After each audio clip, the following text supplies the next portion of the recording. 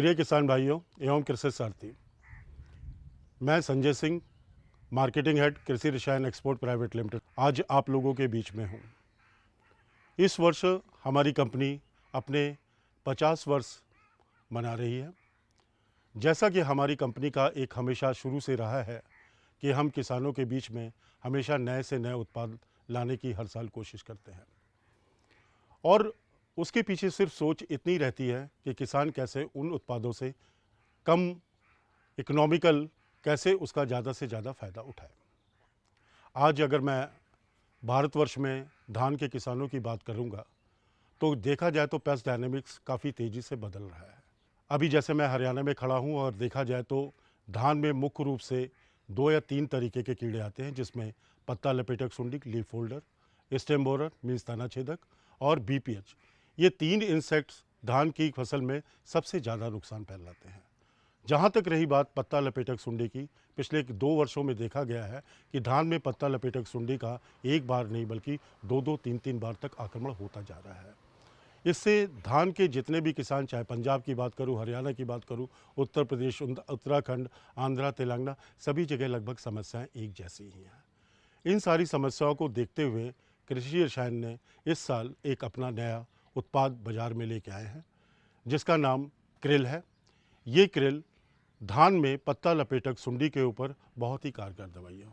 दोस्तों, अगर देखा जाए तो आज धान में पत्ता लपेटक सुंडी के लिए तरह तरह की दवाइयाँ बाज़ार में उपलब्ध हैं। पहले चाहे मैं काटअप हाइड्रोक्लोराइड की बात कर लूँ, इमामेक्टिन बिक रहा है, लैम्डा बिक रहा है।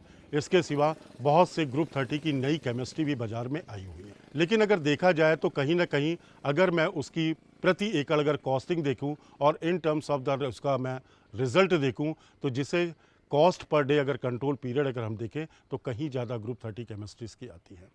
इन सारी चीज़ों को ध्यान में रख के जिस तरह से क्रिल को हमने इस साल बाज़ार में दिया है और जिस तरह किसानों के बीच में हम इसके प्रति किसानों को जागरूक करवा रहे हैं, उनकी टेक्निकल नॉलेज बढ़ाने का काम कर रहे हैं, किसानों को इससे बहुत ज़्यादा बेनिफिट मिल रहा है। मैं थोड़ा सा आपको बता दूं, पत्ता लपेटक सुंडी, जहाँ तक रही बात पत्ता लपेटक सुंडी, इससे अगर धान के किसानों की मैं बात करूं तो मोटा मोटी अगर देखा जाए तो 30 से लेके लगभग 80% तक इससे नुकसान होता है। पत्ता लपेटक सुंडी, देखिए जैसे हम अपन इंसान हैं, अगर कोई भी चीज़ आती है तो उससे बचने के लिए हम अपने बचाव का काम करते हैं, उसी तरह ये सुंडियाँ भी हैं।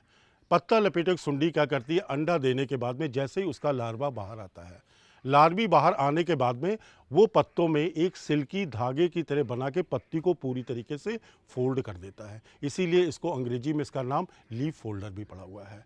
अब ये सुंडी करती क्या है, ये सुंडी धीरे धीरे खुरच के उसका हरापन होता है, जिसको क्लोरोफिल कहते हैं, वो हरापन खाना शुरू कर देती है। तो जैसे जैसे देखा जाए तो हरापन हो जाता है, खाती है तो पत्तियाँ लगभग एक तरह से देखा जाए जैसे लगता है जैसे जल सी गई हो, और इसका आक्रमण जब बढ़ता है तो बहुत तेज़ी से बढ़ता है। उस आक्रमण के बढ़ने की वजह से होता क्या है कि धीरे धीरे करके धान की सारी पत्तियां इसके चपेट में आ जाती हैं, और अगर पत्तियां ही नहीं रही, उसका क्लोरोफिल नहीं रहा, तो प्रकाश संश्लेषण की क्रिया नहीं होगी, तो उपज का नुकसान सुनिश्चित है। अब इन सारी समस्याओं को देखते हुए क्रिल को अगर देखा जाए तो जो इसकी डालने का सही और उपयुक्त समय है, रफली अगर धान में देखें तो नॉर्मली पत्ता लपेटक का पहला आक्रमण 25 से लेकर 35 दिनों के बीच में हो जाता है।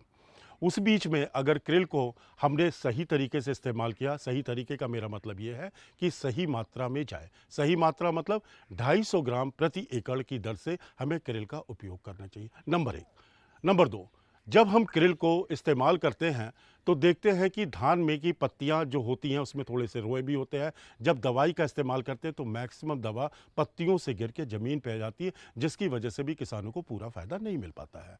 इन सब चीज़ों को देखते हुए करना क्या चाहिए, जैसे 250 ग्राम प्रति एकड़ की मात्रा है तो हम करें क्या, मान लीजिए कि 1 एकड़ में 10 पंप लगने वाले हैं, तो पहले हम 10 गिलास पानी में लेके 250 ग्राम मात्रा को घोलकर उसका एक हम मदर सोल्यूशन बना लें।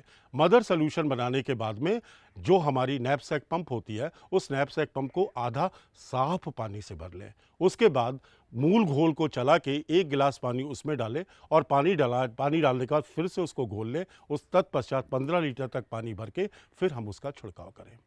अब छिड़काव में भी क्या होता है, छिड़काव में भी विशेष ध्यान ये रखना होता है कि लगभग अगर देखा जाए तो कहीं कहीं आप देखेंगे कि इस छिड़काव की जगह जैसे हम लोग बॉडी में परफ्यूम लगा लेते हैं या डिओड्रेंट लगाते हैं, अगर उस तरह से अगर छिड़काव हो रहा है तब भी आपको दवा का पूरा परिणाम नहीं मिलेगा। मेरा कहने का मतलब ये है कि जब भी हम इसको छिड़काव करें, इंसेक्टिसाइड है, कीटनाशक है, कीटनाशक के लिए हमेशा हॉलो कोन नोजल का प्रयोग करें।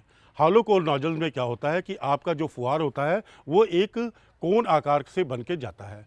दूसरी बात, अगर जब हम इसका छिड़काव करते हैं उस समय छिड़काव के समय हमको विशेष ध्यान रखना चाहिए कि कहीं भी दवाई डालने से बचे ना, छूटे ना, बराबर मात्रा से डालें। जितना ज़्यादा फुहार, बारीक फुहार होगा उतना ही ज़्यादा उसका परिणाम बहुत अच्छी तरीके से मिलेगा।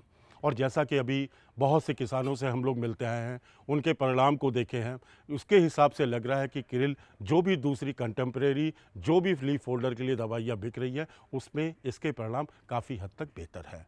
मेरा सिर्फ आप लोगों से यही अनुरोध है, मैं समस्त भारतवर्ष के किसान भाइयों से, मैं अपने चैनल पार्टनर से, मैं अपने दूसरे लोगों से भी, सब लोगों से मेरा सिर्फ यही आग्रह है कि क्रिल आज की तारीख में अगर मैं देखूंगा बहुत ही इकोनॉमिकल सलूशन है। इकोनॉमिकल सलूशन मेरा कहने का मतलब क्या है, जितनी उसकी कॉस्ट आ रही है उसके हिसाब से अगर क्रिल के पत्ता लपेटक सुंडी में परिणाम को देखेंगे तो परिणाम का पीरियड उसका काफ़ी लंबा है।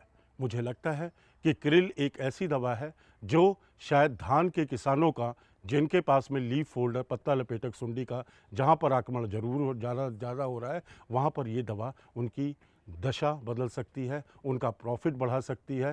तो जब ऐसी चीज़ें बाज़ार में उपलब्ध है, मुझे लगता है समस्त किसान भाइयों को इस दवा को ज़रूर इस्तेमाल करना चाहिए। और अब मैं अपने सभी चैनल पार्टनर से, दूसरी कंपनी के भी चैनल पार्टनर से अनुरोध करूंगा कि किसान के हित के लिए, किसान के फ़ायदे के लिए इस दवा को सब लोग जितना ज़्यादा से ज़्यादा किसानों के बीच में पहुंचाएंगे उतना ही किसानों को बहुत फ़ायदा मिलेगा। धन्यवाद।